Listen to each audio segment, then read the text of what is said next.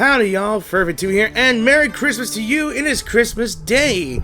And this might be posted in YouTube in a day later, but who cares? So I'm here for now to continue on with the main event of Haunted Highway. But before that, I gotta do something first. It is time for me to upgrade Tuesday to Insight Level 2.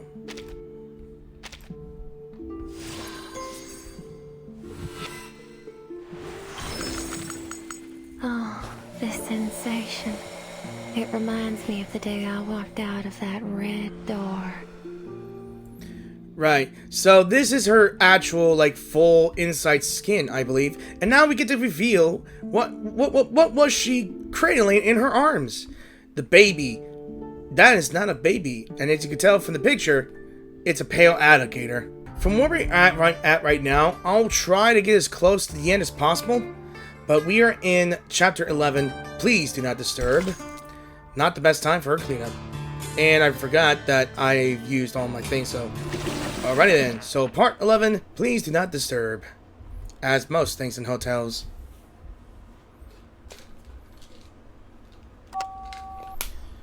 Alright. Argus presses the speaker button on the telephone. A familiar tapping sound comes from the other side and of the end of the line. Morse code, huh? So H, E, L. Is going to say hell or help? Yeah, help. Help. B. Ba. I think that's Barbra! A. Is that the sound of a sheep? Yeah, it's got to be Barbra. Because now I know I did the the side story of Tuesday, the character story, and it tells us what's happening in the beginning and in between the event, I believe. And she got trapped. And I know it was a major spoiler for me, but I had to do it because I only had today to complete it. You noticed it too, huh? Ain't no way that's a human on the other end. It's gotta be some kind of animal. Animal? Based on those sounds and the tracks and the dust, I figure it's something small, like a sheep. She stops. One sec, boss. Her eye just activated. She fishes something out of her pocket and pops it into her mouth. Krasma candy? Krasma? Using your arcane skills so frequently must be tiring. You should take a break. The job ain't done yet. Far too early to rest. Don't worry, boss. It's just a condition that runs in my family. No biggie. What are its side effects? Boss, you expect a merc to reveal her weakness? We ain't that close yet. One thing I can tell you, though, is that I suffer the side effects as long as my eyes are open. Luckily, I've got cutting-edge technology at my disposal. She holds up the candy between her fingers. They're safe, efficient, and most importantly, satisfy my sweet tooth. I mean, if it's good medicine that tastes sweet, yeah. They may be called candy, but they're actually medicine and ought to be used following medical instructions. You should know that. Give me a break, boss. What do doctors know about my life? I use these candies whenever I need them. Ain't that the whole point? But... Aw, she's concerned. Argus motions her for her to be quiet. Shh. Did you hear that? Hear what? Argus lowers her voice. A heartbeat. Right outside the door. Someone's eavesdropping on us. And... thump, thump, thump. She crouches down. Thump, thump, thump. With a faint clink, she loads her shotgun. Thump, thump, thump, thump, thump. Then she swiftly turns the door handle. Kimberly! The eavesdropping girl nearly falls forward to the room as the door swings open. Care to explain why you're here, Ms. Kimberly? Just how obsessed are you with Mr. Stefan, huh? Even now, after his death? Oh, no, it's not what you think. I was just looking for my toy and it just so happens. Toy? What toy? You know, It ain't my style to point a gun at an unarmed person, but sometimes you gotta do what you gotta do. Especially when they're speaking with a forked tongue. 5. I told you that I was just looking for something. 4. Are you joking? Why won't you believe me? She stomps her feet anxiously, making the floor tremble a little. 3. I didn't. She closes her eyes as if she's made a decision. 2. 1. Oh damn, she pulls the trigger. The bullet flies past Miss Kimberly's ear. Her face turns pale. She curls up, desperately trying to make herself smaller. Don't kill me! Don't kill me, please! I didn't do anything. Her fingers tremble uncontrollably as black claws extend from her fingertips. Oh my. She looks at the claws in shock, quickly tucking them into her chest, then looks nervously at the two of them. I saw them in Kimberly and Matilda's report. I thought it was just a coincidence. But now I realize it wasn't. Miss Kimberly, you're a member of Manus Vindictae, aren't you? I mean, why was she imprisoned in a toy, though?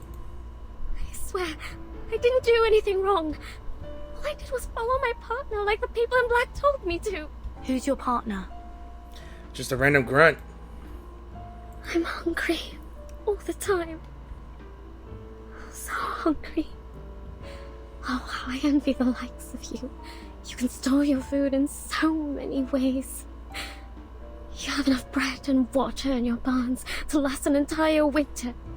Your pastures are full of meat and dairy products. But my food? What did they feed you? I promise, all I'm trying to do is get back what I lost. There's no need to be afraid. We won't hurt you. As long as you tell me the name of your partner. I don't think there's a name for the partner. Miss Kimberly's eyes dart around. If I tell you her name, will you let me go? Oh, her name. I thought it was, that grunt thing. I guess he got killed and she was free to go. That depends on your sincerity. She's called Miss Grace.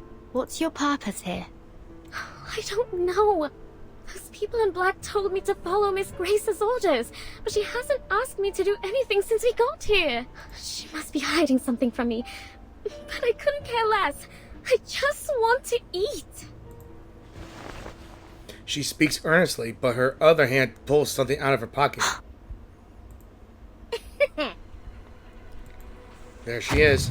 She gives a sly smile and crushes the item in her hand, releasing a veil of thick black smoke. You annoying little brats can catch me in your dreams. She's casting a teleport ritual. Argus, your assistant. We can't let her get away. I mean, I knew she had a purpose here or something. I think I learned a hand. Easy, Little child. I'm gonna go all of here. A bloody handprint on broken glass. Classic. At your service.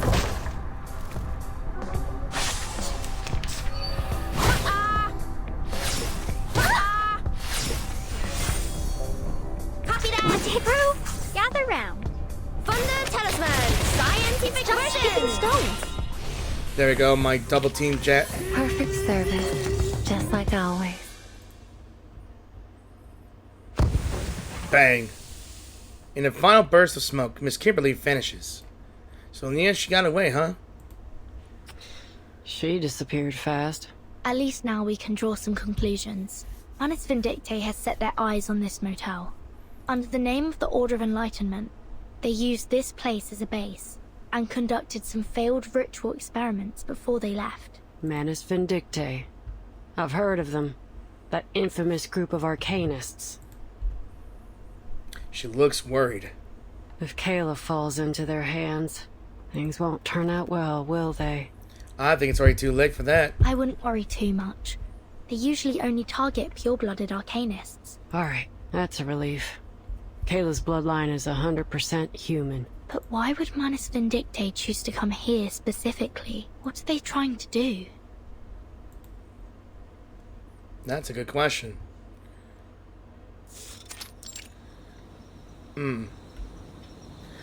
The conversation continues under the neon lights of the motel. I was worried you wouldn't be able to make your way back, so I lit the porch light for you. Oh, but how annoying that these moths keep fluttering around. Cut the crap, lady. Oh, she's back, Lilia. And I just realized she's got cat ears. I'm not sure if that's part of the helmet design or if she's actually one of those creatures. I don't know. Where's Vertin? Take me to her. I rarely turn on this light. My baby never gets lost, you see. She gives a faint smile. But a young, spirited child such as yourself always needs a light to lead the way. Am I right? To the weary traveler, this light is a shelter. To a child, it's a mother. And to you, what does this light mean to you? The maid's face flushes red again. God damn. No matter who they are, people need a light to shine through the darkness, to chase away their fears. Hold on. Don't you agree? Are you a member of the Order of Enlightenment?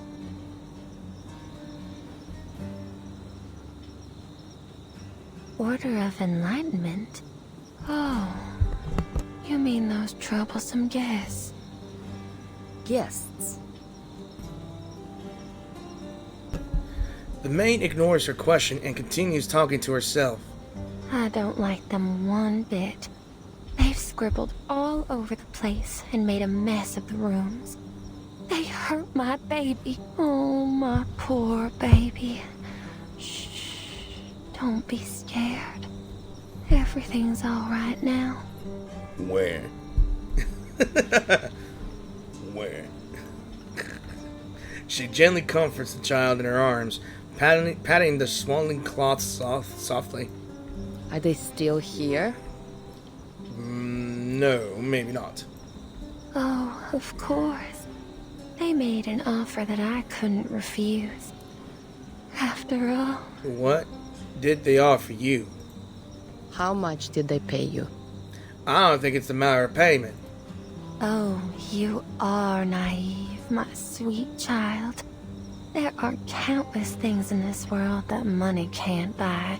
A traveler can't buy the sudden appearance of a hotel at just the right time. A crying child can't buy the comforting embrace of their mother. And I can't buy that thrilling satisfaction brought by sweet darkness. The maid's neurotic muttering is getting on Ilia's nerves. Actually, it's giving me shivers. And not in the good way. Enough of your endless rambling. I can't waste any more time talking to you. I can't. With every blink, Lilia's sight becomes increasingly blurred. She could just about make out the maid smile.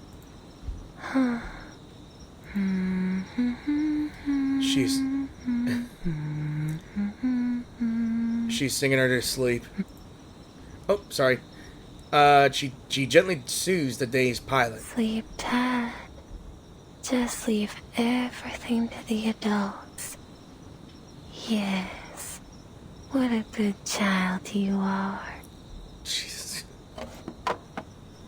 She flips the sign on the door, "Do not disturb." Gosh, she just put her to sleep outside. I almost fell asleep there too. Alright. She's reliable and attentive owner of the motel, always making sure her supplies are well stocked. Alright, let's see. Any list? J coffee beans. It's probably just a bunch of things that she bought.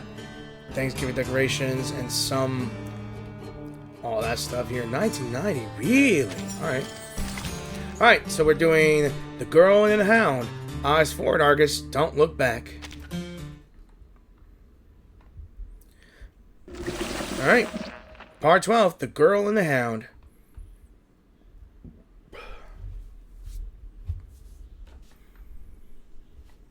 Found his medication prescription.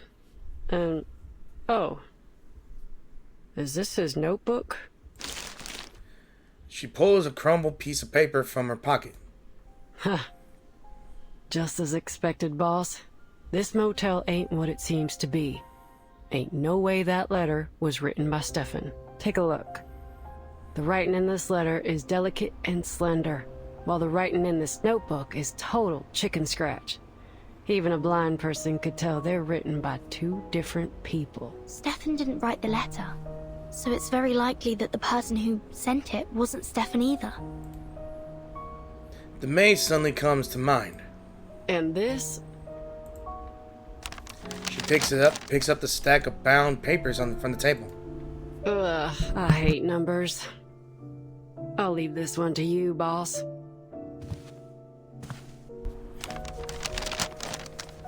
It appears to be Mr. Stefan's records of his daily expenses, along with some notes, cigarettes, alcohol, and a significant amount of psychiatric medication. It says he was tormented by his hallucinations day after day, so he had to increase his dosage. And it says he saw a room numbered 707 here. The motel only has 2 floors. There can't be a room starting with 7. Did he describe it at all? I think he saw the red door. He said the room had a bright red door that seemed completely out of place. Maybe it was just one of his hallucinations. I don't think so. Yeah. There's a flash of red in the hallway. I love the visual effects here. I really do. No, it's not that. He also saw all kinds of things.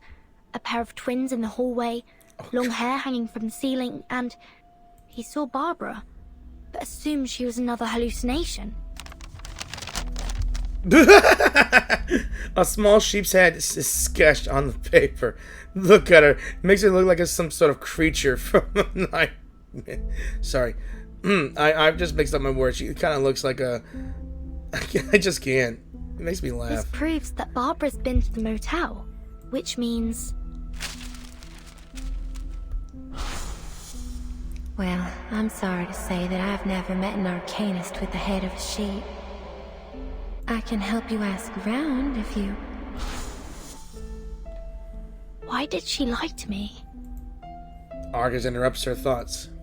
So, did you find anything useful from the expense record? I need to talk to the maid. Hold your horses. We haven't searched the washroom yet. You should never skip the bathroom. Ain't you seen The Godfather? Michael Corleone grabs his gun from behind a toilet tank. In fact, I do remember the movie Godfather. I only saw part 3, or part 1. I started about last year, and boy, it was a good film. She pushes open the bathroom door as she speaks. Okay, there it is. The bathroom mirror is surrounded by half-burnt candles. She holds out a hand and says, signal to stop. She moves closer and knocks on the mirror. The copper frame gives a hollow echo. A vivid, venomous green flashes across the mirror, and an ivory face appears, its reflection. Argus. Argus. You've come to me. What?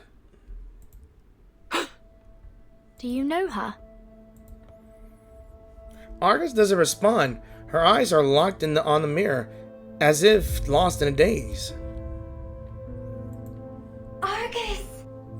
Is it Kayla? Argus. Argus. Or is it something else? The faint voice echoes around the bathroom like waves crashing repeatedly against the shore. It's not possible. Argus's silence gives rise to a bold speculation. Is that Kayla? I don't think so. No, there's no way that's her. If you knew Kayla like I do, you'd say the same. This distorted reflection in the mirrors, probably a result of the excessive arcanum in this motel. A ritual similar to Bloody Mary used to be quite popular among the kids in this town. If you look into a mirror at exactly midnight, the spirit within will morph into the shape of the person you desire most. But if you respond to the spirit's call, it will drain your soul from your body. I always thought those were just myths. So did I. But after all the strange things I've seen, I've become less surprised. These spirits feed on the energy of our souls. That's why you should never trust a word they say. The people who are tricked by them fall into a kind of trance, and some, like Mr. Stefan, go crazy. I wonder what he saw in the mirror. Anyway, I won't repeat his mistake. Boom. She raises her shotgun, ready to fire. For mercs like me, the deepest despair ain't external danger. It's internal hesitation. If some pale imitation makes me hesitate so easily, then how can I claim to be able to protect others? You've got to be able to stand your ground. A cunning criminal would use every excuse to defend themselves in court. And a scheming spy would wear all kinds of disguises to gather information on the enemy. Let me take a look at this real quick. Yeah, is she gonna shoot the mirror or something? Maybe. That's why we've got to stay sharp. When it comes down to it, we only have our own two legs to stand on. Mercs ain't philosophers.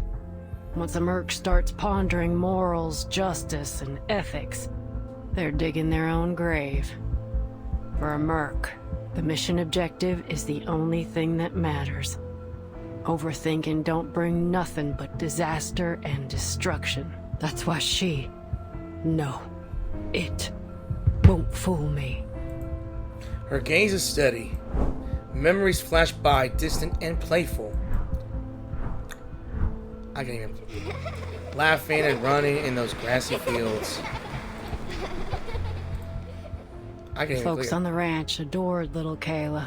She was the apple of all their eyes. How dare this ugly imitation? Oh no. She forcibly loads the shotgun. Ooh. She aims her gun squarely at the mirror. Damn!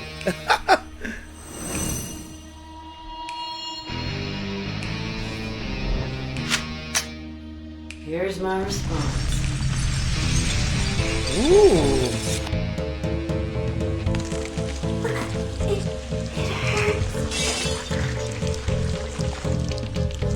Oh man.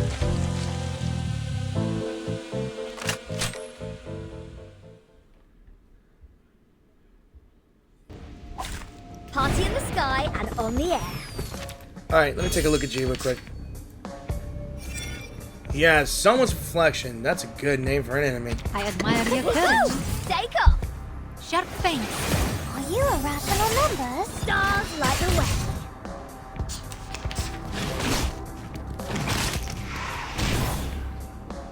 Listen up, could be found.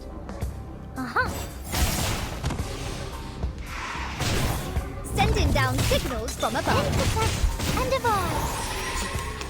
I admire your courage. Take off. For you and for us. Hard scale. Shotgun. Keep going. For our... Sorry to skip you. Ooh, okay. Argus. Argus. You've come to me. Let this serve as a reminder to remain vigilant. If there were a deceitful Spirit of the Year award, I'm sure that would win. I'm pretty sure that she and, what was her name again? I forgot her name. Be best friends. On to part 13, the churning stomach.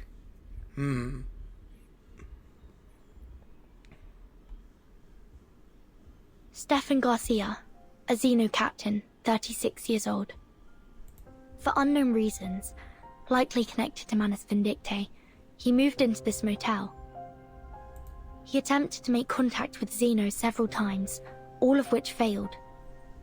During his stay, he was tortured by increasingly intense hallucinations, delusion, and fear, and as a result, he committed suicide. And that's everything the evidence shows. Chaotic clues are rolling in the mind, like a churning stomach. Title drop. no, we must have overlooked something. A military officer killing himself. A phone call asking for help in Morse code, not to mention Manus Vindictae. Where's this going, boss? We've encountered a series of bizarre events, one after another, ever since we arrived at this motel. The rituals in the rooms, the officer that went mad, the spirit in the mirror, and Manus Vindictae. Only one person remains uninvolved. Are you trying to say that she's the mastermind behind all this? She should know more about all this than anyone. Yet she feigns ignorance at every turn, which is suspicious in its own right. But what's there for a motel housekeeper to gain from all this? It's not like these spooky scandals would attract more guests, unless someone else is pulling the strings. But that don't make much sense either, does it? When all these unusual things happened, she was happy to stand by and watch. But by whose orders? Some larger, more mysterious organization? Nope, I don't know. Give me a break. What if she doesn't desire money or power? So what you're saying is that you need to ask Little Miss Maid a couple more questions. Precisely. Argus sighs. That spirit morphed into Kayla, so it must have seen her face at some point. Which means that at one time, Kayla was in this room. And you're right. Tuesday's definitely not a run-of-the-mill motel maid. It wouldn't be wise to approach her rashly. Let me finish up here first. Then we can go question her together. All right. After a moment, Argus shakes her head in disappointment. Nope. I got nothing. Let's go find that maid. I have a few questions for her myself.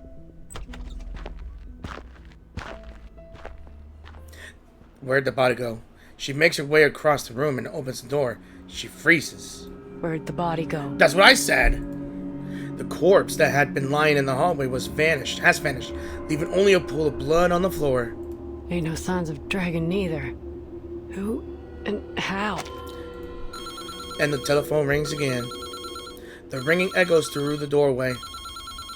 The phone again. What do you think? Should we answer it? I bet it's another one of those prank calls. Those weren't prank calls. Someone was sending a distress signal in Morse code.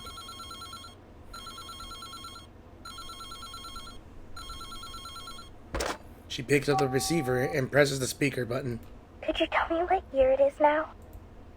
A soft voice plays through the speaker. Who's this? This is Barbra.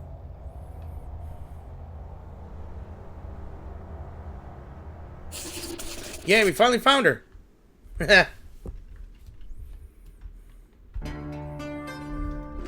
Alright, so part 14, May They Be Blessed, Maya Lamb. Yeah. The voice on the other end continues. Wonderful. I can talk over the phone now. The wind must still be wandering nearby. That's good to hear. Are you an editor for Atu? There's a sigh of relief. Yes, miss, I am. But before we continue our conversation, could you please tell me what year it is now? 1990. I see. 1990. The frail voice steadies. Miss Barbra, can I meet you in person? You want to meet me? Yes. I'm Vertin, the timekeeper of the St. Pavlov Foundation. I was sent to ask you about Erd's whereabouts, but you don't seem to be in a favorable situation right now. Miss Burton, I couldn't possibly locate Erd's whereabouts. The whispers of the wind can't reach this room. The whispers of the wind?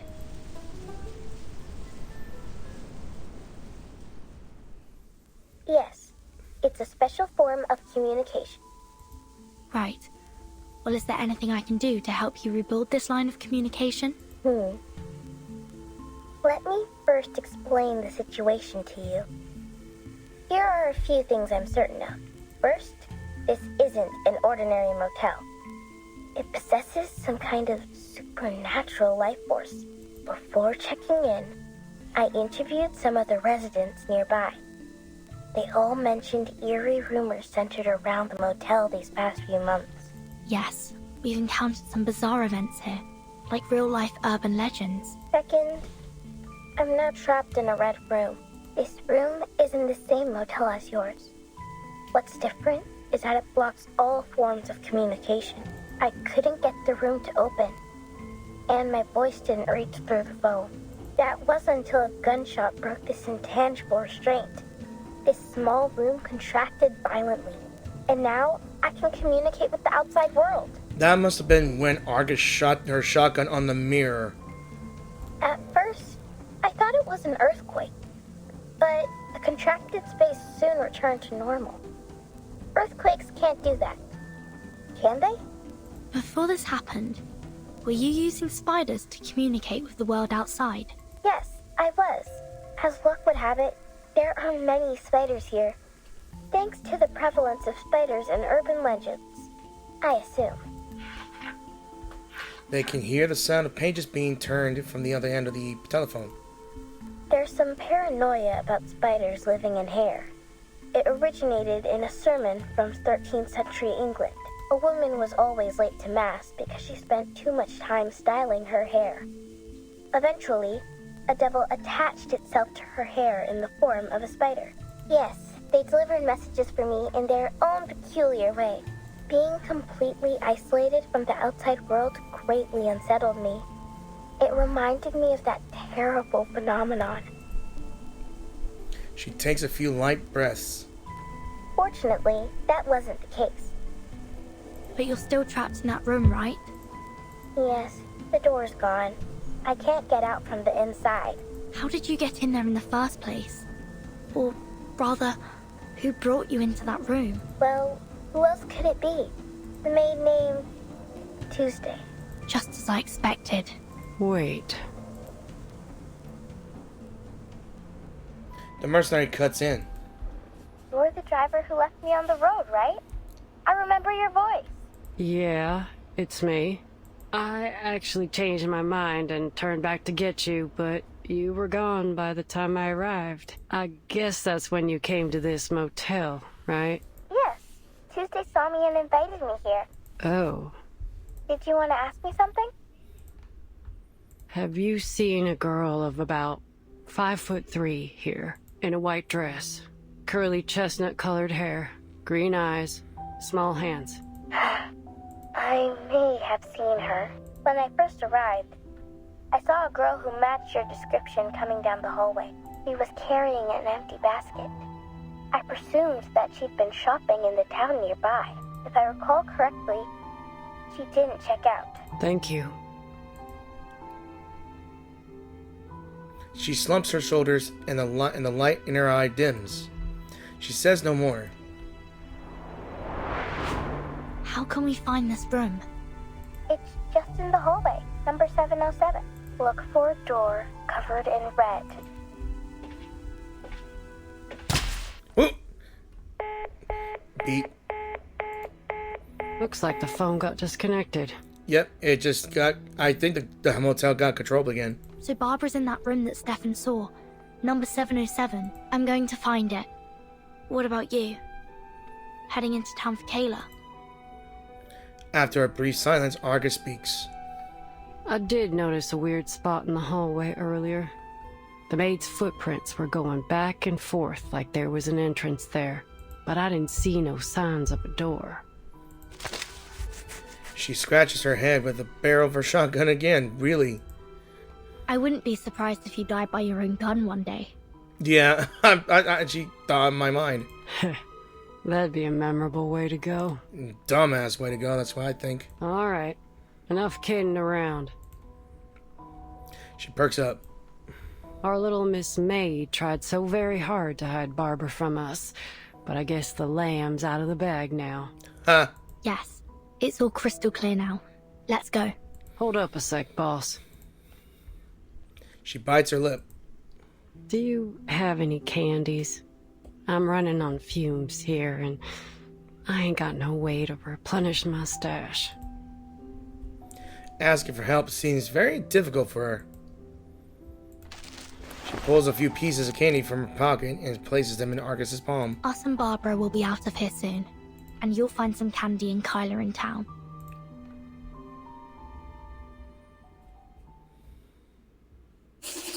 Oh, At least we got our situation with Barbara handled. Now, what's this here? Details of significant event of the late 20th century essential for reading. Oh, it's just another one of those things here, so, like... No, that's so weird to read. Like, really weird to read. Pause if you want to read it. Because I'm not going to read it.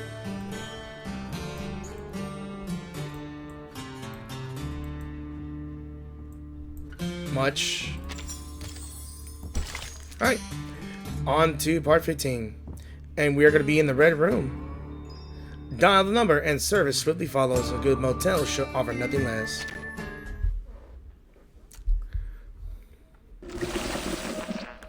Yep.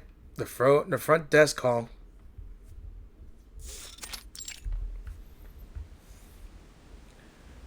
In the center of the red room stands a snow-white crib. The hanging curtains sway slightly like pulsating veins. An arcanist with the head of a sheep stands there, silently observing the translucent fabric. Footsteps draw closer, but she doesn't turn to face them. Are you not satisfied with my services? No matter what, you shouldn't have cut the phone off. The maid withdraws her hand from the telephone's hook switch with a hint of apology. Nor should you have isolated me from the outside world. Because you should know better than anyone what that means. Why should I? All I know is that a poor, helpless child like you shouldn't be alone on the roadside. Where's your mother? Didn't she tell you to be careful? She sighs softly. You really don't remember anything, do you? What do you mean? What do you think I should remember? Well, clearly it doesn't matter now. This motel's well decorated. Did you do all this yourself? The maid smiles. Are all children like this? Always talking in circles to draw Mama's attention. Oh, but these innocent words make them all the more adorable. I am not a child. That's exactly what a child would say. She yields helplessly. I've always felt a familiarity with you. Like I've known you for a long time. Can you tell me about it? Why were you out here on Route 77 all alone? Maybe I can help you. Have you heard of Utu? Oh, I have. It's a magazine about fashion, trends, and the avant-garde. My brother loved that magazine, but my father found it unacceptable. To think his eldest son would read those softies magazines instead of working on the farm. Fashion, trends, disco. These aren't things a Texan man should pursue. At least according to my father. Sounds like he's old-fashioned. In the end, my father destroyed all my brother's disco records, along with his plane ticket to Los Angeles. Okay, what a bastard. Perhaps that's for the best. He avoided the riots. Really? Huh? Nothing. So, what do you think? She's treating the maid as an interview subject, the woman behind the legend, a chance not to be missed. Me? She looks somewhat surprised. Why should I have any opinion? Let me rephrase that. What impact has this had on you? Oh, Tuesday ponders for a moment, then shakes her head. but what happened between them has nothing to do with me, does it? These were the choices they made. She purses her lips, her face flushed. When I first arrived, a local resident told me not to stay at Tuesday's motel. He said his aunt went mad soon after she stayed here. The windows rattle gently, emitting a faint sound. I remember that lady. Her head was so large. It reminded me of those stories of people with deformities. So I had her watch a freak show at midnight. Sadly, She didn't seem to enjoy it. A harvester starts up in the distance. The sound of the engine fills the room. At this time of year, the farmers run their combine harvesters on the fields non-stop. The harvest is a joyful time of year, but the accompanying noise always frightens the children. Have you heard the stories of how naughty children get too close to harvesters and get caught in them, losing a hand or even a head? Fields, machinery, children with severed limbs. These stories are exactly what my motel's missing. The window rattling grows more frantic. Oh, my baby's calling. Please excuse me. I don't want another temper tantrum on my hands. Apologies, my fluffy little child.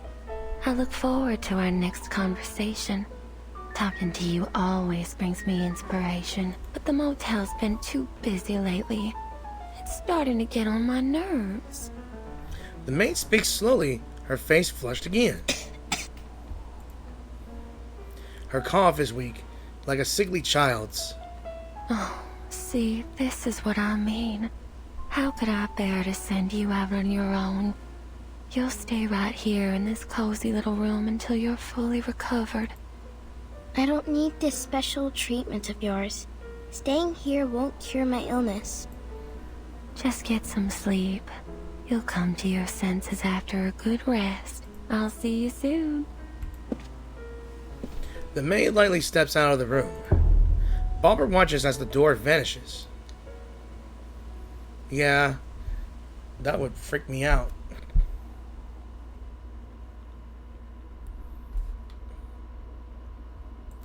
Ooh, look at that. Ain't that a nice screenshot right over here? She looks at the pool of blood in the hallway where the officer's body once was. How many times have I told you not to eat things off the floor? Jesus Christ. The bundle in her arms suddenly lets out a strange cry. There. Don't cry, sweetheart. Christ. Can we fix her? No. We can't. Alright. On to part 16. Alrighty then. Bekrasma candy.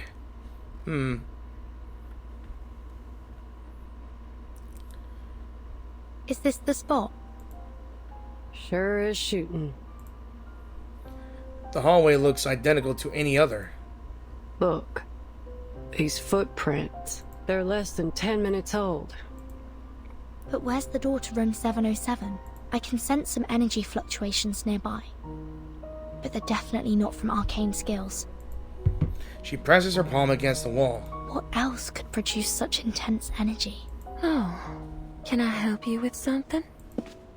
The maid's voice comes unexpectedly from behind them. Miss Tuesday, I've got a question for you. She stares intently at the maid, her gaze sharp as if she's finally caught the scent of her prey. Do you know how to get to room 707? 707? Yup. What I've been looking for might just be in that room. I'm usually more than happy to satisfy the requests of my guests, as long as it's within my power. But this one crosses the line. Shame.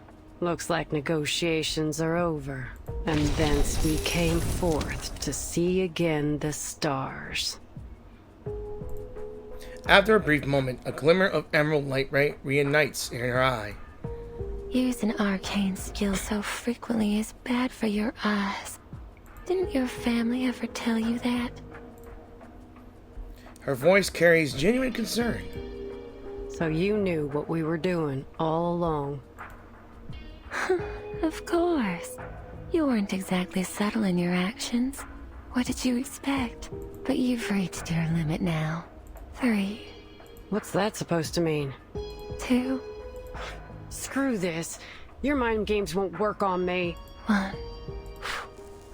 She blew out a candle. Lights are off. Did she blew her emerald eye off? The light in the mercenary's eye goes out in an instant. Her eyes widen. Huh? Who turned the lights off? She turned off the hall lights.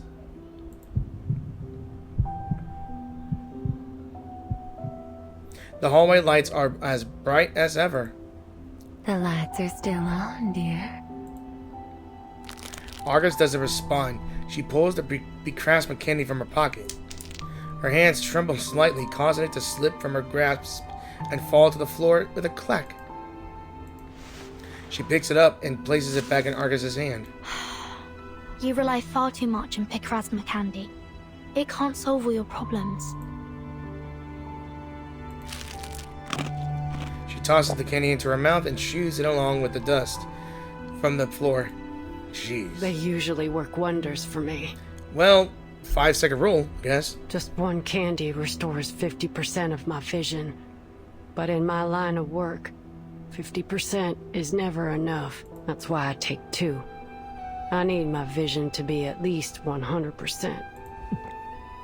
She runs the candy along her tongue, and the expected sweetness fills her mouth.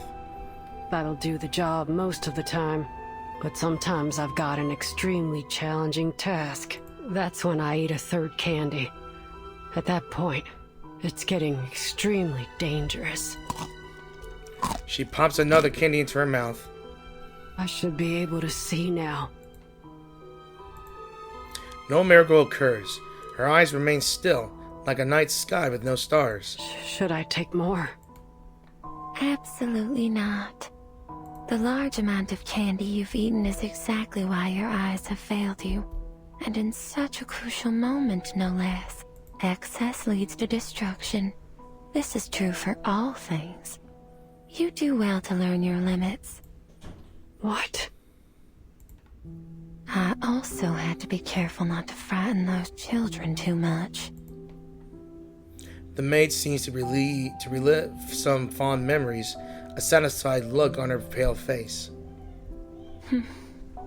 You've always put your faith in these candies, haven't you? 1 candy, 50% recovery. 2 candies, 100%. 3 candies, and you can tackle even the most insurmountable problem. Oh, how dependable they are. Just like the venerable Argus, who succeeds in any job she takes on. She chuckles. It's precisely your excessive confidence in these candies that has led to your marvelous destruction, just as the people's trust in you as a mercenary has led you to this bottomless abyss. Oh, you poor thing. And of course, they'd never have imagined this. Argus, the mercenary named after the 100-eyed, all-seeing giant, is in fact a blind fool. Who the hell are you? She fires in the direction of her voice, the gunshot ringing in her ears. Oh, you woke up, baby. The bullet pierces the wall, and a strange wail echoes through the halls of the motel. Damn it! Damn it! Missed me. She digs her fingers into her hand as she tries to control her trembling.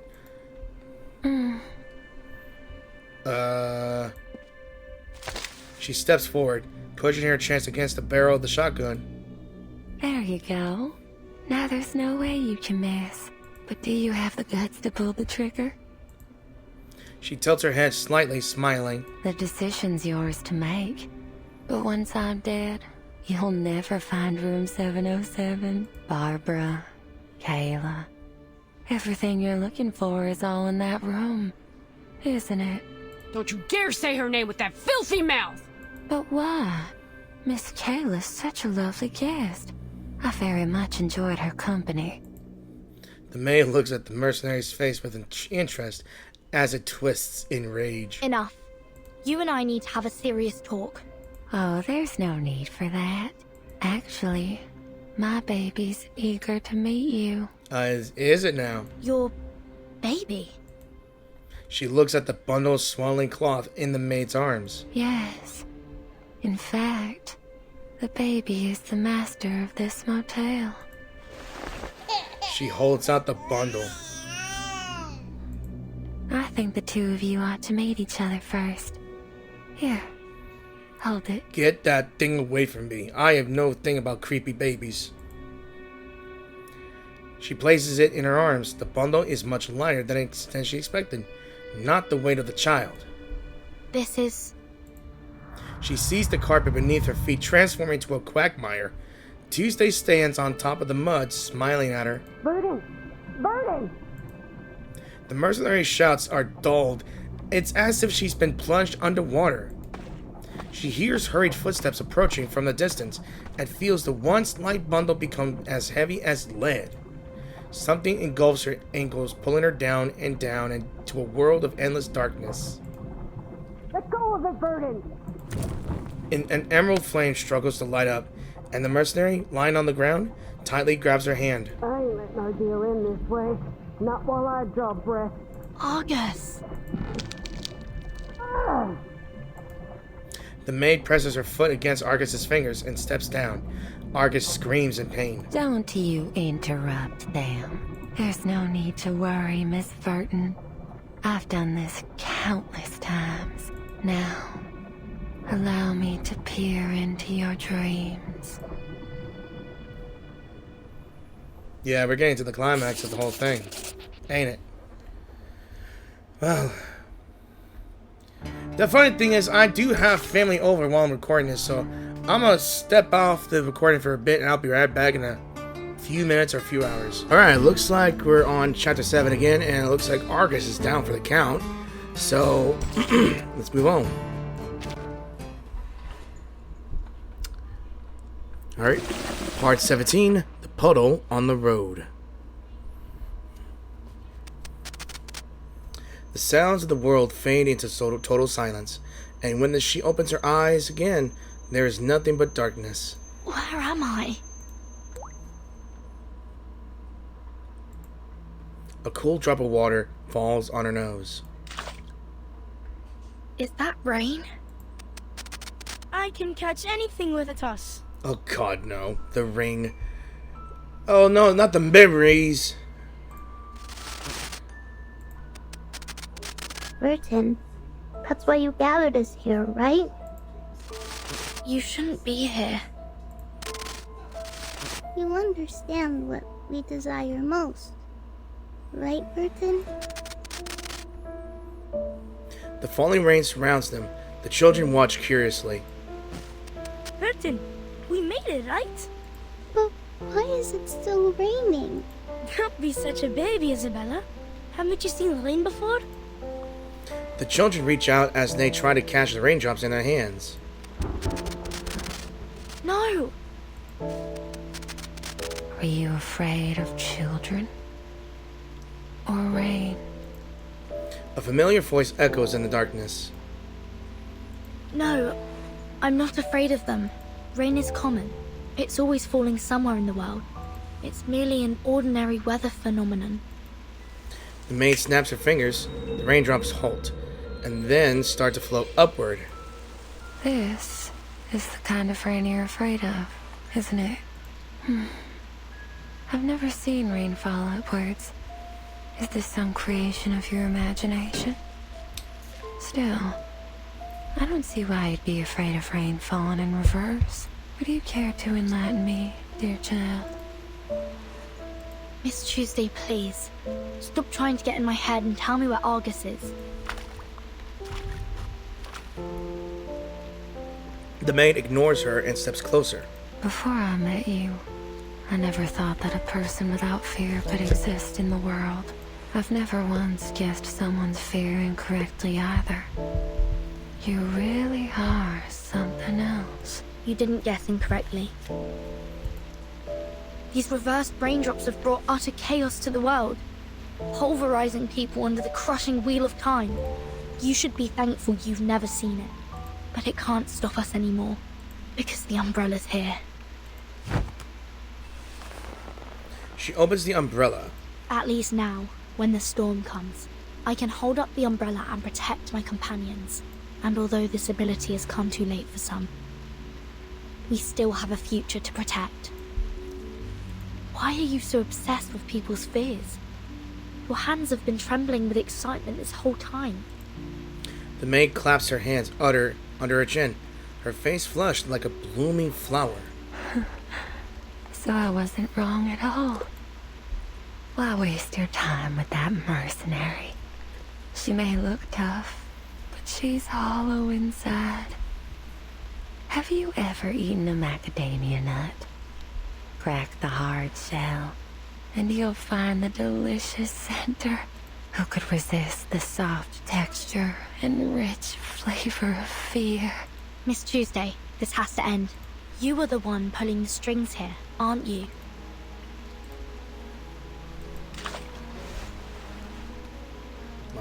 The maid blushes as she twirls her skirt with one hand. Oh, what an astounding accusation.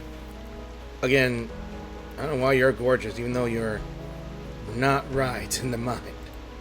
But oh, do I feel so gratified. I've never felt so satiated in my entire life. I don't think that's Tuesday talking. Her very being seems to be caught in a strange tremor. Oh, you're the only one who's ever seen through me.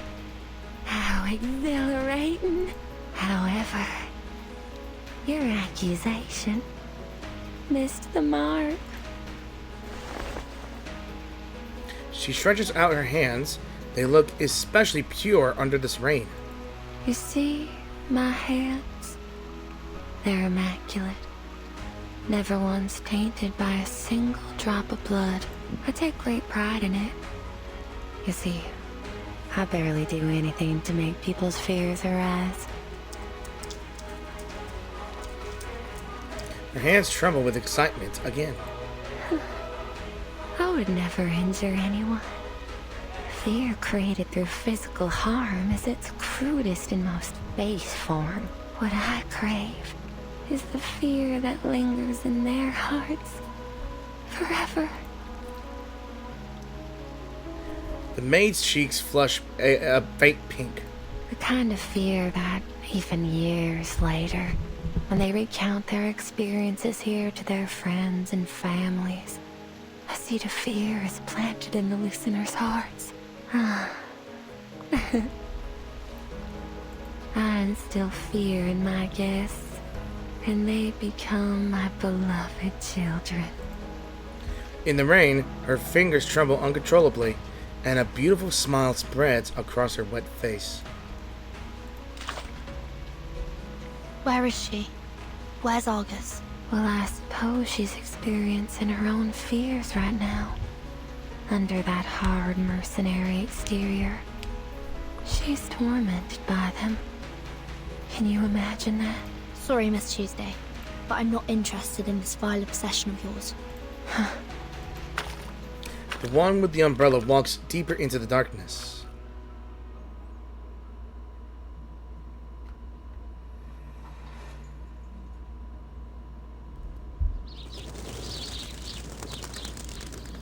Why are we outside? The sounds of birds chirping fills the air. Argus is back home, on those familiar plains. This is... She stands in the field, nothing but the wind and the rustling grass before her. Howdy, Argus. Long time no see. We thought you'd never come back. Yo, brother. Mr. Dennis? Why are you here? Oh, boy. You listening to yourself? Why wouldn't I be here? It's my daughter's wedding day. Huh? Oh, well, congratulations. She finally catches on. But you really shouldn't be here. Is he dead? Don't you remember? 3 years ago, your daughter ran away from home. Oh. She left a letter and then went with Mr. Schaefer to a city in the northeast. Detroit, I think? I don't quite remember. Oh, come on. Quit fooling around. After 3 months of searching, I found her. but she refused to come back with me. So you went to Detroit yourself, and then you... What do? Her words drift off. Dennis died in Detroit while looking for his daughter? At least that's what she remembers. Okay. But how can that be? He's right here, standing in front of her. In any case, I'm sorry I couldn't bring her back. What are you talking about, Argus? You must be tired from working on all those requests that the townsfolk have pushed upon you. I've told them so many times to go easy on you. That said, I have a request for you myself. What is it? Did you lose some livestock, or...? The townsman winks and hands her an invitation. Come to Alice's wedding. We've prepared plenty of food and beer, and we've got the chapel choir together. Don't miss out, Missy. Sorry. I won't be there. Why? Why, Argus? I need to deliver a letter to Mrs. Mary's husband. She can't go herself because of her bad legs, you see. Hey, Argus, I didn't ask you to deliver any letters. Mrs. Mary, didn't you... Mary passed away in 1989. Argus saw her coffin being lowered into the ground. Another person declared dead is now standing before her, smiling brightly. You're still alive? What kind of nonsense are you spouting? You really ought to take a proper rest. Today's Alice's big day. We should all be at her wedding, don't you think? Oh, my sweet child, why are your hands shaking? Are you afraid? Why? Now it's showing itself. Are you afraid of their happiness? Or are you afraid of your failure? I'm not a failure. Oh, my sweet child. Argus, got a message to send? Go get Argus, your trusted friend. Argus, got a cheap basket. Go get Argus. She's got your back. Argus. A foreign voice echoes through the mouths and surrounds her. Who's there? My eyes again. Her surroundings recede like a tide, leaving only a girl in white standing before her. Wrapped in a half-soiled birth cloth, a lamb lies at her feet. The girl's hands are covered in blood and amniotic fluid. Her smile is as pure as the dove. It's me, Kayla. You haven't forgotten me, have you? Kayla. It's getting dark. We should take them back. Ain't no way they'll make it through the night out here with their mama hurt. Is it her memory replaying? And you can't see a thing at night. Yeah, we need to go back now. Can't delay any longer. What? Hold on a moment. The lamb bleats. What are you doing?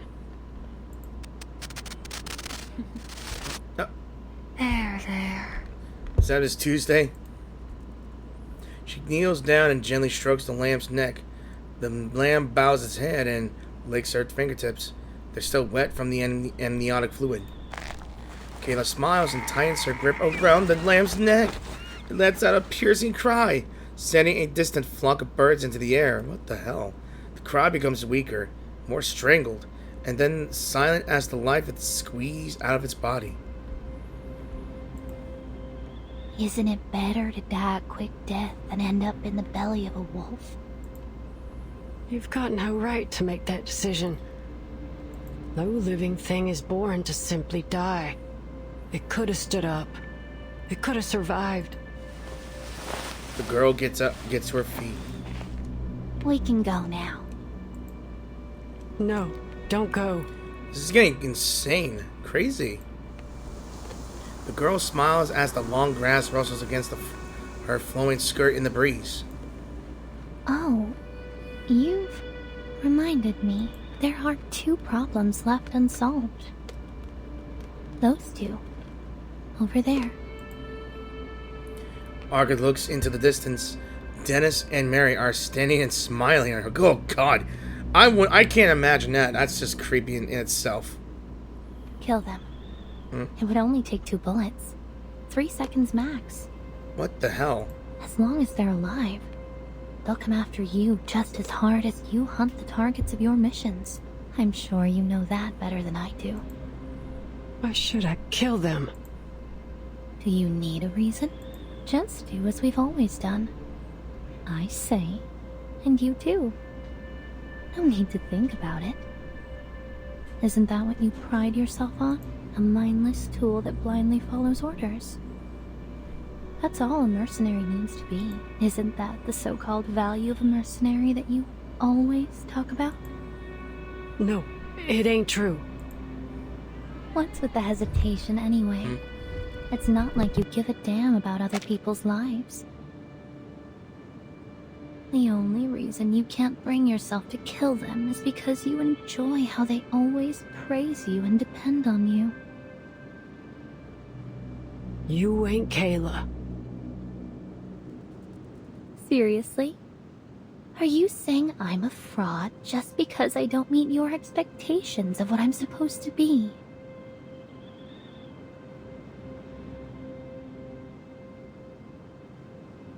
Fine. If you think I'm not Kayla, then why don't you kill me now? Just shoot me in the chest, and these people will treat you like a hero. They'll gather in the fields, holding torches, and chant your name.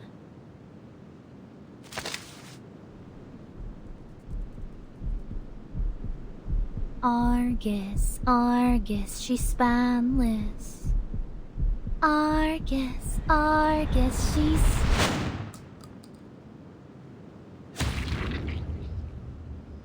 Argus. Argus.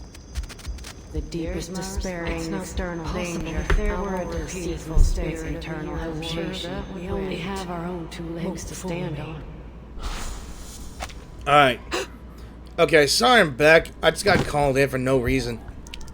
So the bullet pierces the girl's soft chest. Her blood splatters on the field, dotting the grass like a smattering of poppies. It clings to the grass, its weight causing the blades to bend. Oh, Argus! Our great hero! I know I missed something, but whatever. The tales of your heroic deeds will be passed down through generations.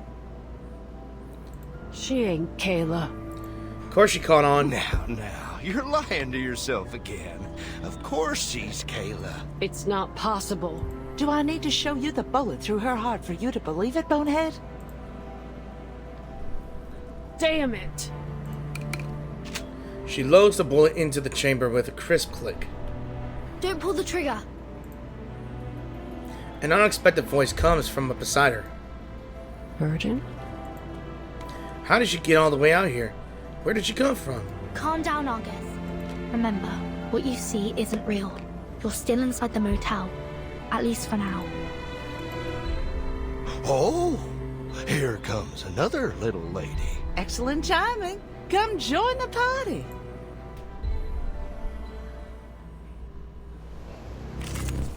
Alright, so... we fun. Oh, yeah.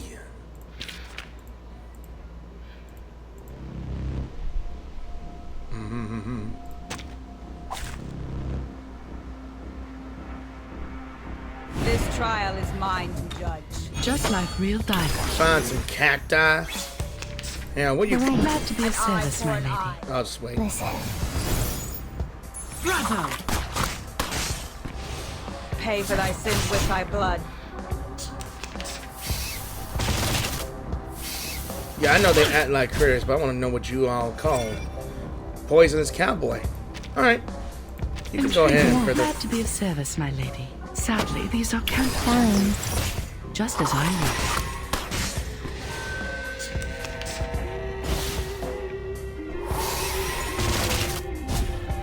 An eye for an eye. Pay for thy sins with thy blood.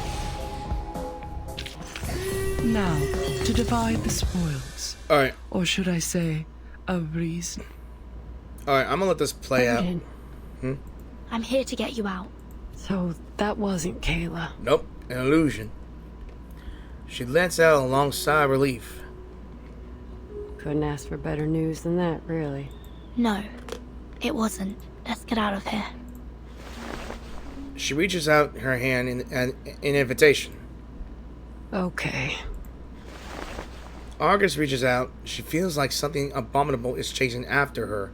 That if she stops, the shadow of confusion will come and swallow her whole.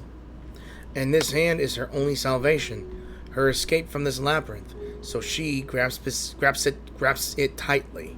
She ain't Kayla. She declares this with absolute certainty.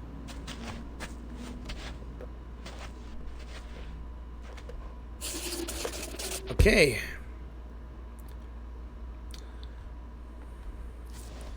How far am I in now,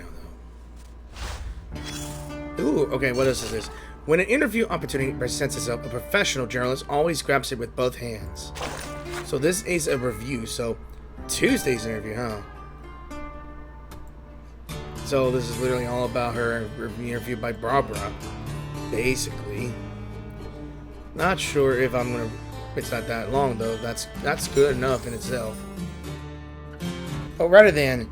It kind of looks like we're on chapter 18, which I might say it's going to be a boss fight or something, because I know the boss fight. So, it looks like Argus, everyone here is at the red room, or the red door. And we're going to help our friend Barbra out of that situation. Alright then, so part 18, Sleepless Night.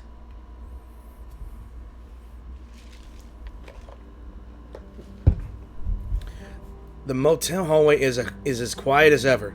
The maid stands smiling. Did you see it? It? My baby, of course. Oh, so it didn't show up then? What a shy little pumpkin. What is it exactly? A supernatural being. An amalgam of urban legends. An ever-pounding heart. And a shy little baby. All under one roof. But seeing how you got out of there in one piece, I'm certain you've already earned its approval. Come on in. I'll show you the sweetest little room in the motel. Come on in. Sorry. Alright, it seems like whatever they did in the last part was a test, I believe. I'm not sure. So, it kind of likes them now? And a red door appears behind her. Don't be afraid, sweetheart. Go ahead. Open the door.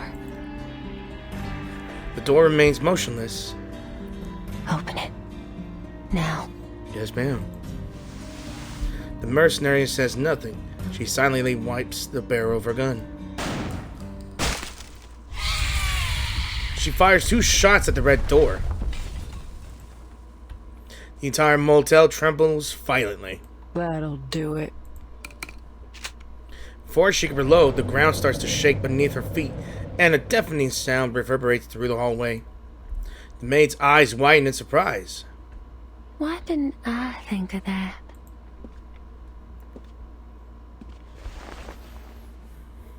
Your eyes haven't recovered yet, have they? Ooh. Such poor aim. Let me lend you a hand. Ooh. Listen to Mama. God. I told you long ago about the consequences of disobedience.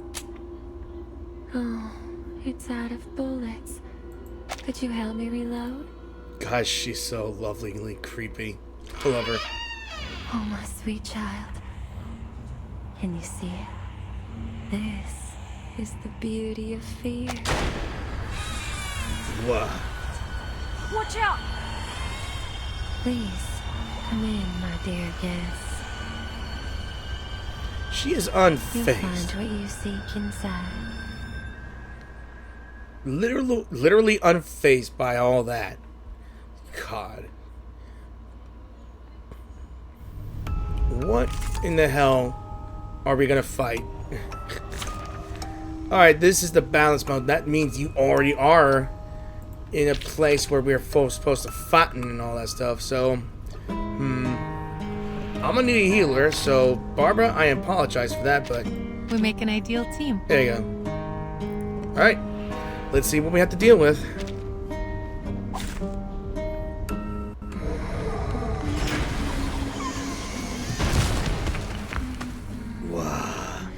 Join with us, comrades.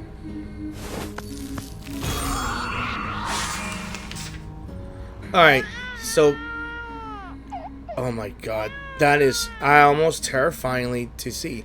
So phase 1 periodically inflicts more dread on enemies. Then on the second phase, periodically causes all characters to lose HP, including self. The ultimate creates an array which inflicts more dread on enemies and inflicts disarm. Or... Good lordy. It's a giant heart. What the hell is this thing? Her sweet child, that's what. Miss Vertin, please follow my instructions. First, I need to calm my sweet baby. All the monkeys in the cages chose the mother covered in cloth. All children need to form attachments. It's a vital part of how they learn about the world. Now, go ahead and make contact using whatever method you see fit. Don't worry. I'll keep the situation under control. This is the only way it'll obey. Okay. Ugh, you want me to touch it? How about I let my bullets do the job? Agony is indeed a form of attachment. Jesus. You'll make a good mother, Miss Argus. Silence. No words. Me sick. Yeah, I would say that. My apologies. She's like the one character that is told sipping, but it's just too much. Alright, we're gonna be... I will remember your sacrifice. This way, please. Loving her there. Want to hit the waves? Easy, lah. Hard scale.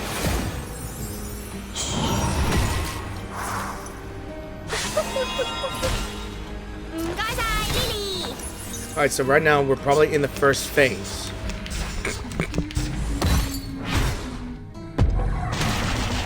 Ooh. Okay. Alright, I want to take a minute to listen to this music here. It's like a lullaby in a very creepy way. Also, let's look at you. The mother and child of fear.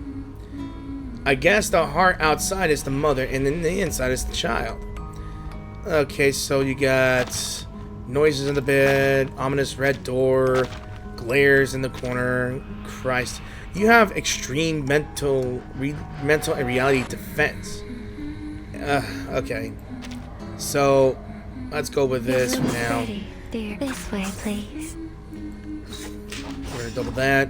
Copy that. And that. Knock, knock. Room service.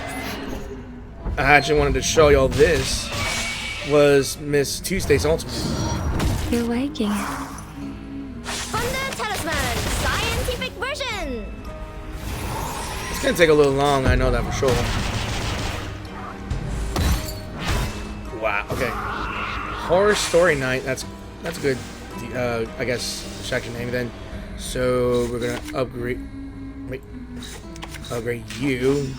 So I'm gonna inflict this massive debuff on you. Same dream. What's that up on your shoulder?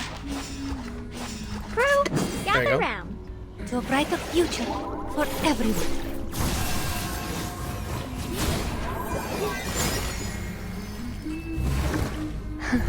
A real troublemaker of a guest, aren't you? Sway, sway, my little boat.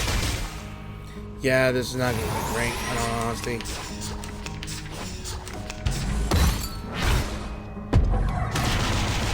Wow, I need health so badly. Okay, so... I forgot what this does. Okay, so... Let's give it to Jessica. And... It's a take fun that. run, boss. I You... admire your courage. And... This way, please. And, you. I will remember your sacrifice. Thunder, to me. Together, we are fearless. It's for your safety. Keep up the pace. This is really gonna take long, isn't it? Alright, let's go with you. It's a big party for my little boat. Actually, you know what? Hang on. I'm gonna upgrade one of these things here. Give me a moment. Just in case here. Right. It's a big party for my little boat. Crew, gather round. There you go. You can't separate a boat from her oars.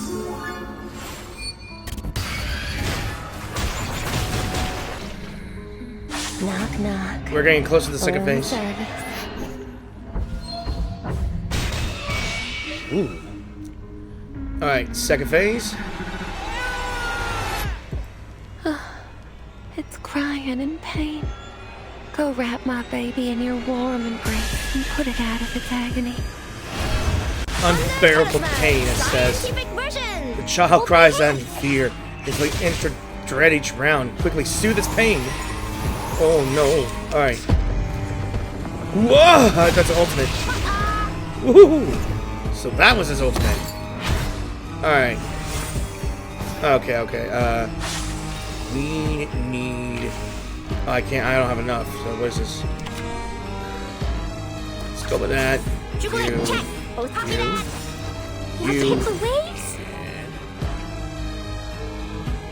And I guess you. This way, please. Need more debuffs. This is exactly the honeyed comfort my baby desires most. But it can never be allowed to taste its sweetness. It'll always be dangled just out of reach. How exhilarating. Please, continue.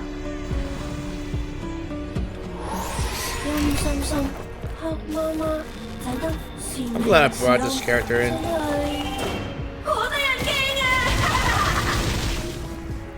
We got an expert ghost hunter. Scientific version.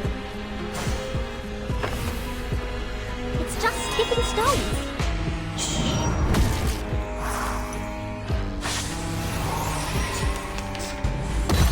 Don't worry. Alright, I need a heal. Fast. Alright. Let's upgrade our healer. Healing, I guess. Then use our healing, I guess, We here. are like-minded. Oh, then I guess buff you. I admire your courage. Buff. Easy, la. For the good of all. Sharp fangs. A bloody handprint on broken glass. Classic. Crickets and fireworks.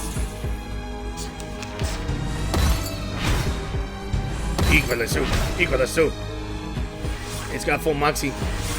Orderly. We share the same thing. It's a tough one, boss. I'm gonna buff I will you. remember your sacrifice. This way, please. To a brighter future for everyone. I don't think I got enough manpower to handle her. I'm halfway there, but they're almost dead. Like, they're almost dead. I need my healer faster. Alright. Definitely need it. Hang on. Wait. Wait. I need to upgrade something real quick. Alright, what am I gonna upgrade? Let's see. Let's upgrade you. Then, which one needs more moxie? I guess we'll give you more moxie. Shit fire. Crew, gather round. You. Yeah. Guess. We are you. like-minded.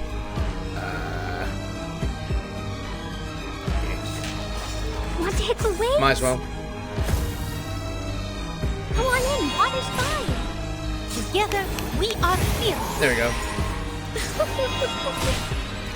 Alright. We're halfway there. And here comes the ultimate. Alright, they ain't dead yet. I hope I don't. Ooh, okay. Alright,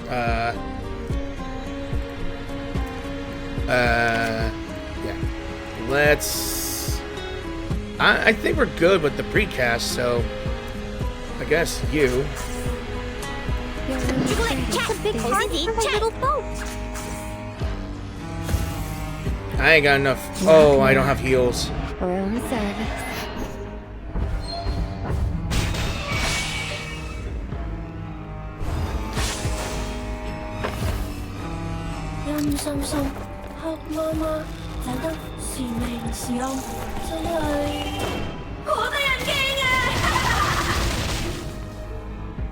You can't separate a boat from her oars.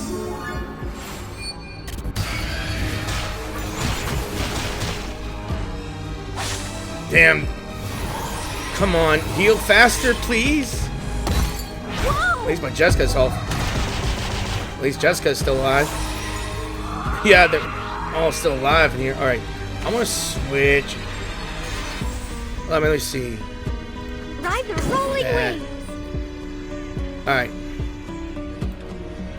Yeah, who needs to help most? You, I Judy will Ross. remember the sacrifice. This way, please. Want to hit the waves? Sway, sway, my little boat. Okay. For you and for us.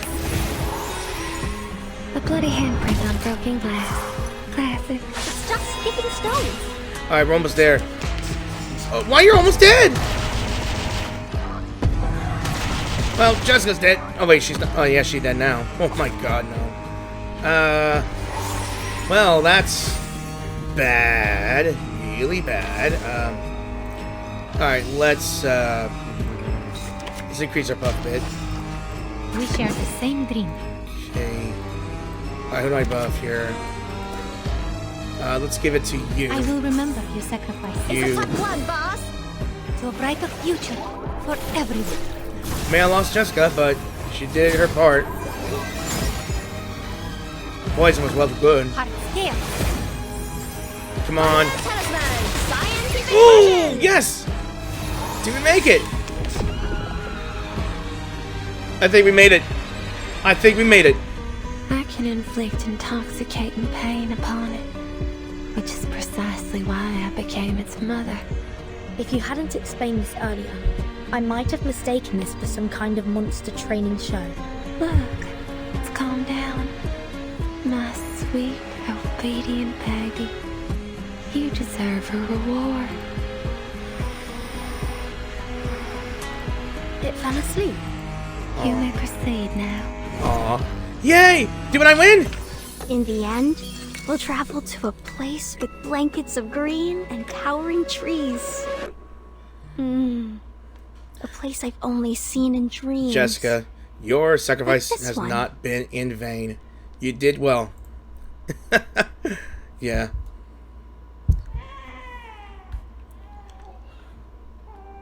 When I found it, it was still called Sweet Home. It was all alone, abandoned in the wilderness. A poor little thing. So you took it in?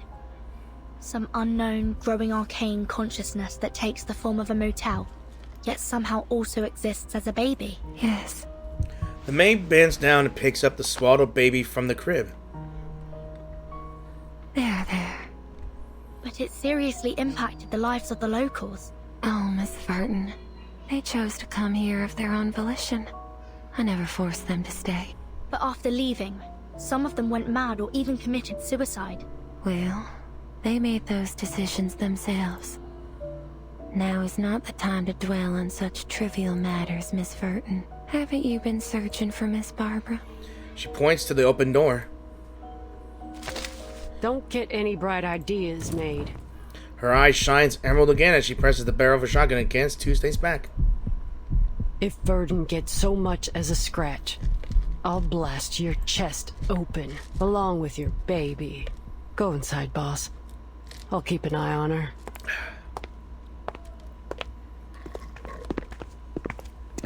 Welcome to the Red Room. Red curtains cover every inch of the room, like flesh clinging to a body. An ivory bed stands in the center. Here you are, Miss Hey, Vertin. Barbra. I'm so glad. I was beginning to think I'd never regain contact with the outside world. Miss Argus, you can put your gun down now. She speaks, trembling slightly as she savors every moment of her heightened heart rate. I've shown my utmost sincerity. Have I I not? don't know. She wants to have that gun taken away from her back. Just look at her face. I don't know what. I don't know why she has this role. Shut your trap. Let's get out of here, Miss Barbara. I don't think it's the wisest choice to have this conversation while we're still inside a living thing. Argus, I need you to keep Tuesday in check until we make it out of here. You ain't gotta tell me twice. A beam of light shines in through the window. Dawn is breaking. I've gazed at this scenery countless times, but never have I felt as enthralled. Not only as because you got a shotgun on your back. But, Miss Vertin, don't you think you've forgotten something? Forgotten what? That guest who came with you. Shortly after her arrival, she hurried off to that armament factory. She's such an impatient child. Luckily, she made her way back here. Her name's Lilia, right? What did you do to her? The maid laughs softly. Relax, she's fine. She's sleeping soundly as we speak, with or without nightmares. Follow me. I'm sure she's eager to see you. Such a misleading voice. Like, I don't know what to say.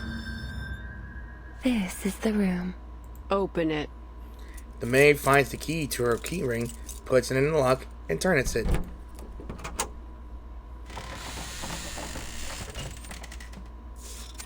Oh, look at that. It's a clean room. The room is empty. Oh. The maid frowns, her annoyance visible on her face. The owner of the suitcase rushes to the window and looks down. Lilia is sitting exhausted below. Their eyes meet. Vertin, there you are. Listen, those Manu scum have already wormed their way into the town. We can't go there. You look terrible. I couldn't sleep at all in that haunted room. Every time I closed my eyes, I saw all kinds of creepy stuff.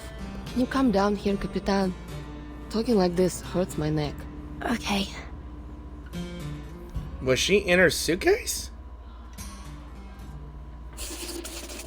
Well, let's move on, shall we?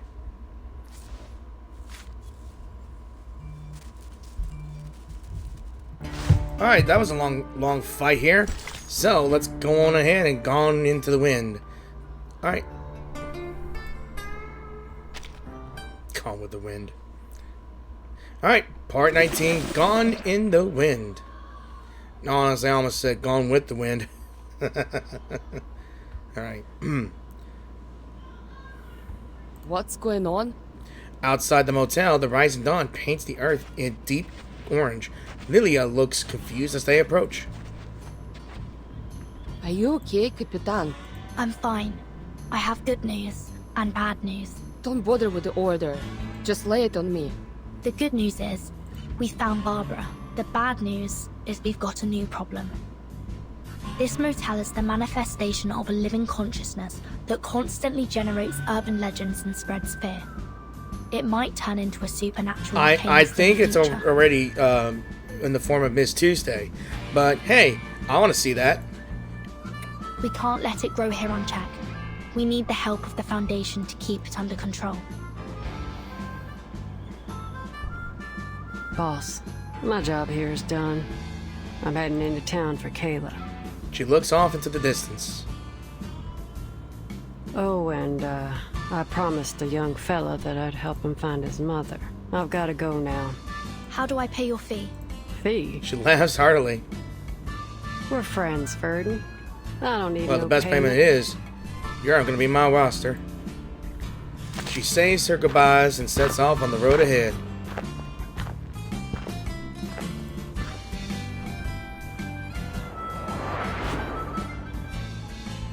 Alright, Capitan.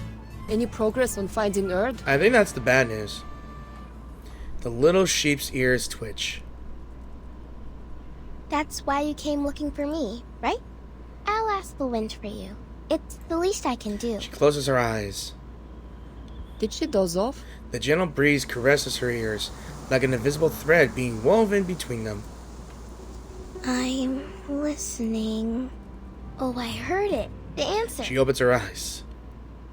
A distant wind told me that Miss Urd's latest submission came from the Sao Paulo Veterans Residence. The article she submitted was an excellent piece, but Otto doesn't know anything beyond that. Okay. I suppose we'll all have restful sleep and sweet dreams tonight. I've collected the material I needed for the upcoming feature interview. I bet the readers will enjoy it. I'll be sure to include your name on the byline, Miss Tuesday. Me? I don't think I contributed anything. Quite the contrary. You played a significant role. If it weren't for you, I wouldn't have realized my inner fear of losing communication with You the gotta world. give her some inspiration there. First-hand experiences like this are invaluable to an editor. Oh, with the way you put it, I almost regret letting you go.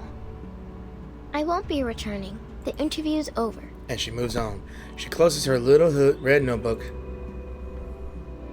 If all goes well, you'll be able to read about it in the next issue of Atu. I'll take my leave now. Goodbye. Good. I can't wait to leave this place. We can't leave yet. I just contacted the Texas branch. Their staff is on their way here. They have to investigate this supernatural being as soon as possible. And I'll be here soon, I presume. And it reacted. I can feel their energy fluctuations of teleportation rituals. It must be them. Oh, they're here. She turns her head to see a stranger standing before her. God, it's her, Kayla. The girl in front of her has chestnut hair and carries a woven basket on her arm. Looks like you guessed wrong, Capitan. I met her in town. Name's Kayla. She just missed her. The girl smiles brightly at her. Do you know someone called Argus? Girl's smile becomes more gentle. The name doesn't ring a bell. How strange. What kind of parent would name their child after a 100-eyed giant? You must have mistaken me for someone else. Kayla's a common name after all. Like Emma, Anna, or Catherine. More importantly, miss, you look... Girl smile once more. Although I've never met you before, you seem familiar. She reaches into the basket and pulls out a crumpled flower.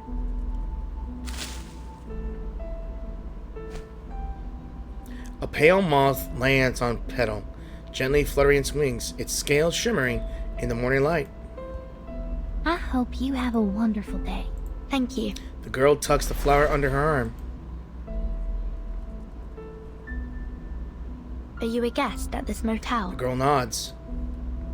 What happened here? The St. Pavlov Foundation has taken over.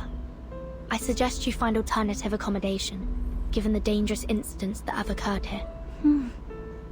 What should I do? All my things are still inside. The Foundation staff will take care of it for you later. You can trust them.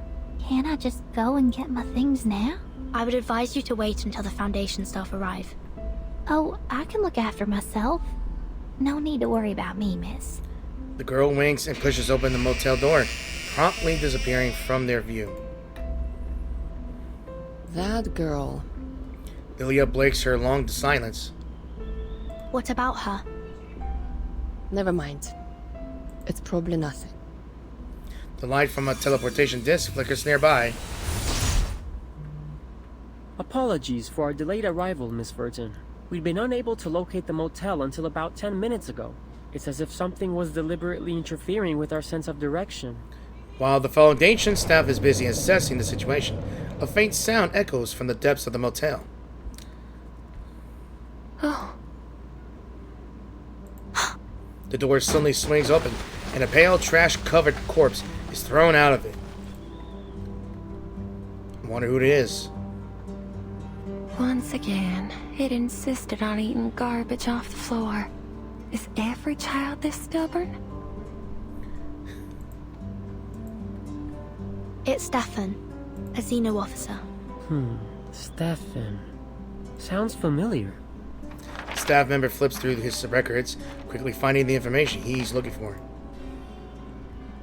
The records show he was a high-ranking Xeno officer who went missing after the vacuum bomb footage leaked. Xeno issued a staggering bounty on him. I guess whatever he did really angered Admiral Igor. Who would have thought he'd be hiding in this little motel in the middle of nowhere? Obviously, luck wasn't on his side. All right, Miss Vertin. We'll take over from here. The maid remains calm, gently patting the bundle in her arms. After the branch completes its procedures, you'll be sent to the headquarters for a more thorough assessment. Will you return my baby to me? It's too early to discuss that. Let's go, Lilia. She picks up the suitcase. We must report back to Madame Z about Erd.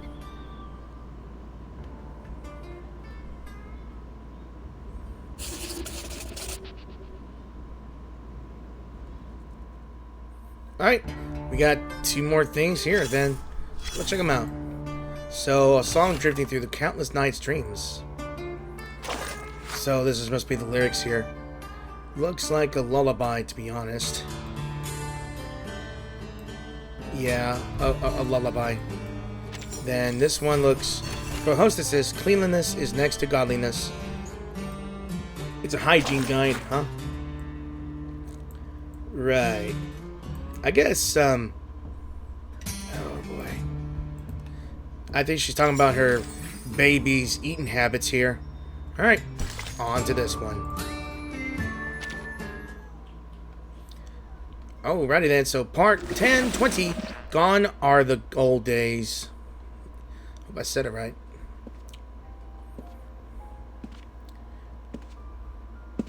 Oh dear. It seems a lot transpired while I was away.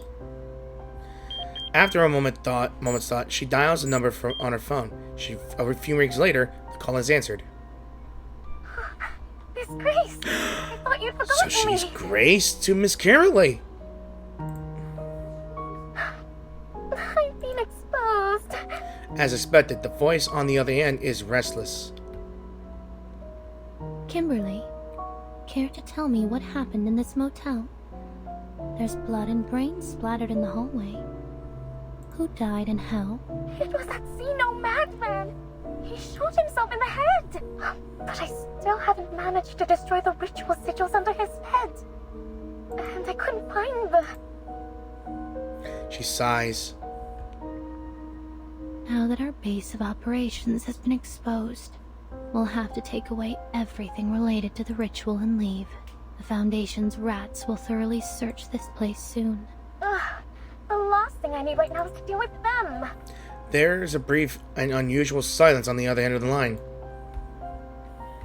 And, could you tell me more about this Vertin? Why? There's a hint of anxiety in her voice. I might have had a slip of the tongue when she confronted me earlier. How good is her memory? Fret not, Kimberly. People rarely pay attention to things that don't directly involve them. She smiles faintly. But I do look forward to seeing her again. Yeah. Several days later. Already a week later. Alright. We're just here to have a conversation, Ms. Tuesday. I think Ms. Tuesday is going to be anxious.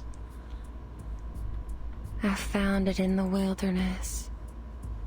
You mean the motel with arcane powers? Just to confirm, the base form of this arcane consciousness is a heart-shaped fetus, correct?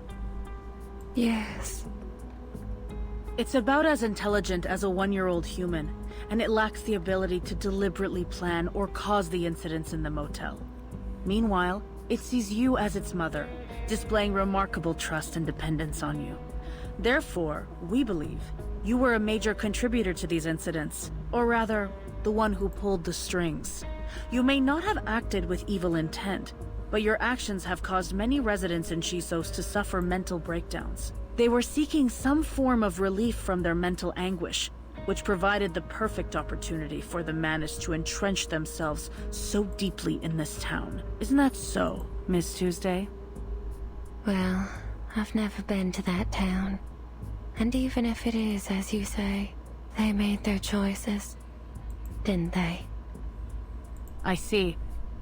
She scribbles down the information on her clipboard. The timekeeper just reported another crucial piece of information to the Foundation. Were there any activities going on in the motel undertaken by the self-proclaimed followers of the Order of Enlightenment? Oh, there indeed were. They left not long ago. I still remember their faces. What did they do at the motel? They scribbled on the floor and made strange noises. Oh, I remember now. Whatever it was they were trying to do, it was a total failure. One poor girl became trapped inside their mirror. She never stopped trying to escape. The mirror would make banging noises all night long. We didn't find anyone trapped in a mirror during our search. Well, that's sad, I suppose. Her expression remains calm as always. If you knew they were from a dangerous arcanist organization, why didn't you report them to the Foundation? Why indeed? Why would I? She licks her lips. Fear doesn't frighten me. No, quite the contrary. It excites me. I would embrace fear any day of the week. I feel bad for the woman interviewing her. Oh my god. The end. Well, actually, that is quite the end. Oh my god, I actually did not know that was a short ending here. Alright, so we got one more thing to do, and then there's hard mode. I'm not going to do hard mode in the video, so let's go over this. So, today, Tuesday's Motel Incident Investigation Report excerpt. So, let's read the report.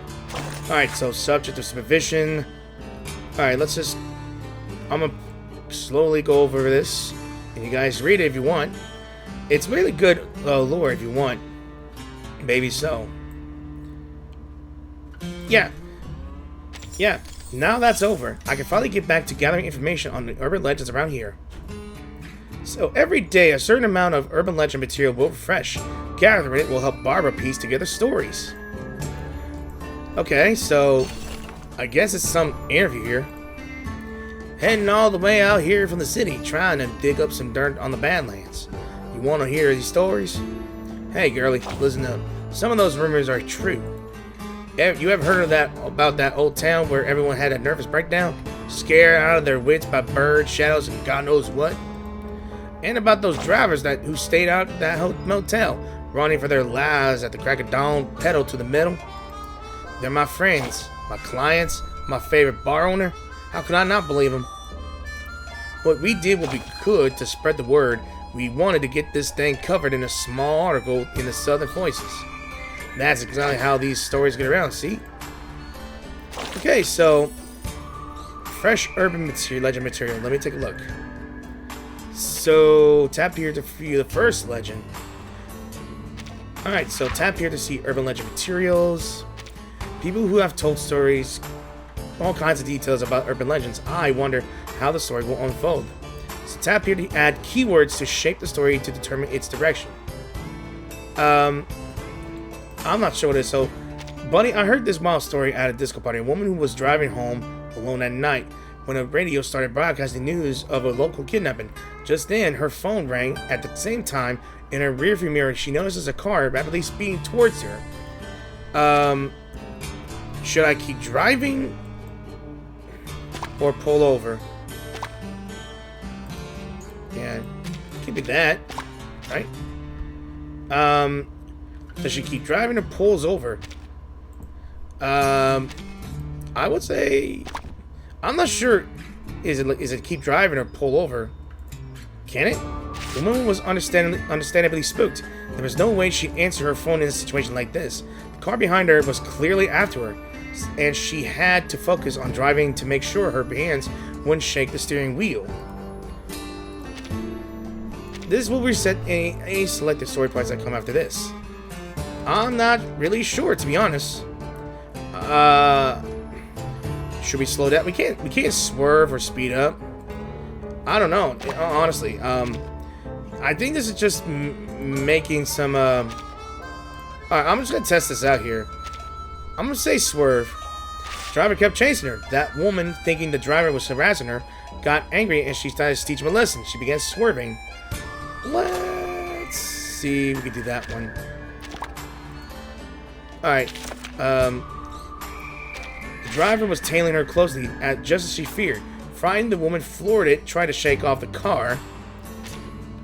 Drive side by side or chase? Let's go side by side. The car behind her suddenly sped up, pulled alongside her, and the driver began yelling at her through the window. Slow down? The woman decided to avoid further trouble and not confront the driver behind her, so she slowed down even more, letting the car pass, but the car immediately braked and forced her to stop by the side of the road. Yeah, I'm not sure what to do with this here. Is this where you just make up stories then? It was then that the woman realized there was no driver in the other side of the vehicle at all. It was an old black sedan with an ominous aura, like a messenger from hell. The woman screamed and ran away from her car. She regretted it immediately, fearing that the car might try to hit her. Let's see, ghost car attendant's headlight honked to her place. Her beautiful car honked back. Both cars drove to...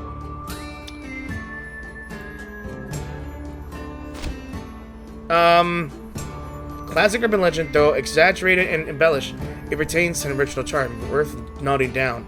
So I would have to put some stories together and make a story of it here. Basically, I just turned this into a haunted car love story. Wow, ain't that weird? So I'm not sure if I could actually do this stuff. There's like 3 of these things, and I could probably just generate some ending here, and I'll mix and match things here. I'm not sure if you want me to try and do these things here, but I guess these will come out every day. So yeah, so it's like different endings to how you generate these stories here. It's quite interesting too. So that is all for the Haunted Highway, and I believe we will be getting a new character probably tomorrow, or when the current banner is over, a new banner will come, and it will be Argus's turn, and probably her story will come out as well. So probably in the next video, in Reverse 1999, we will be doing Argus's story as well as trying to pull for her as well. I'm not sure how long will that take, but as honestly, it is Christmas Day, and I hope you guys are enjoying this video. So thank you all for watching this video, and I hope you guys enjoyed this video. If you did enjoy this video, please give this video a like or dislike. And if you have any questions about the story, the comment section are there for a reason. So if you have any thoughts on that story, let me know in the comment section down below. If you enjoyed this semi-horror thing, and I tried doing everything probably on one video, so I decided that. So right, so as always, thank you all for watching this video, and I hope you guys, I will see you guys in the video, so in a new video. So peace out, and have a Merry Christmas and a Happy Holidays, and prepare for the New Year.